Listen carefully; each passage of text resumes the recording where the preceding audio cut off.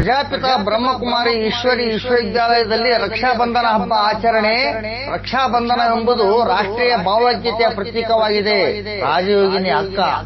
ರಾಯಚೂರಿನ ಉದಯನಗರದ ಪ್ರಜಾಪಿತ ಬ್ರಹ್ಮಕುಮಾರಿ ಈಶ್ವರಿ ವಿಶ್ವವಿದ್ಯಾಲಯದ ರಾಜಯೋಗಿನಿ ಸ್ಮಿತಾ ಅಕ್ಕನವರ ಅಧ್ಯಕ್ಷತೆಯಲ್ಲಿ ರಕ್ಷಾಬಂಧನದ ಕಾರ್ಯಕ್ರಮವನ್ನು ಹಮ್ಮಿಕೊಳ್ಳಲಾಗಿತ್ತು.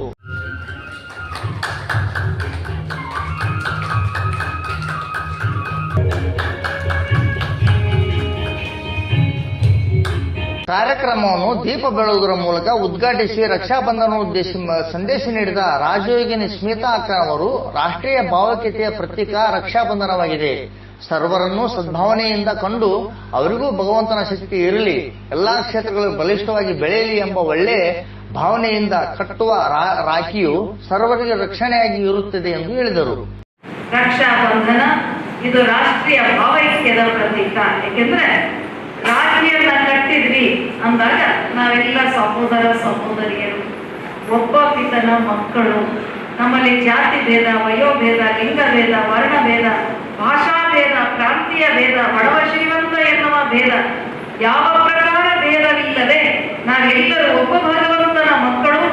ರಾಷ್ಟ್ರವನ್ನ ರಕ್ಷಿಸುವುದೇ ನಮ್ಮ ಹೊಣೆ ಎನ್ನುವಂತ ಈ ಒಂದು ರಾಷ್ಟ್ರ ರಕ್ಷಣೆ, ರಾಷ್ಟ್ರೀಯ ಭಾವೈಕ್ಯತೆಯ ಭಾವನೆಯನ್ನು ಮೂಡಿಸುವ ರಕ್ಷಾಬಂಧನ.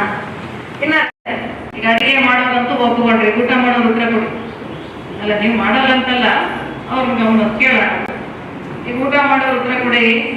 ಆಹಾರವನ್ನ ಸೇವಿಸುವಾಗ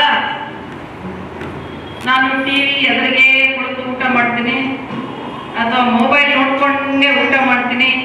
ನಂತರ ಮುಖ್ಯ ಅತಿಥಿಯಾಗಿ ಆಗಮಿಸಿದ ಹಿರಿಯ ನಗರಸಭೆ ಸದಸ್ಯರಾದ ಜಯಣ್ಣನವರು, ನಗರದಲ್ಲಿ ಪ್ರಜಾಪಿತ ಬ್ರಹ್ಮಕುಮಾರಿ ಆಶ್ರಮದ ರಾಜಯೋಗಿನಿ ಸ್ಮಿತಾ ಅಕ್ಕನವರು ನಗರ ಹಾಗೂ ಜಿಲ್ಲೆಯ ಜನತೆಯನ್ನು ಆಧ್ಯಾತ್ಮಿಕ ಹಾದಿಯಲ್ಲಿ ನಡೆಸುತ್ತಾ ಅವರ ಜೀವನದಲ್ಲಿ ಒಳ್ಳೆಯ ಮಾರ್ಗದರ್ಶನ ಮಾಡಿ ಭಗವಂತನ ಸನ್ಮಾರ್ಗದಲ್ಲಿ ಕೊಂಡೊಯ್ಯುತ್ತಿರುವುದು ಶ್ಲಾಘನೀಯವಾದುದು ಎಂದರು.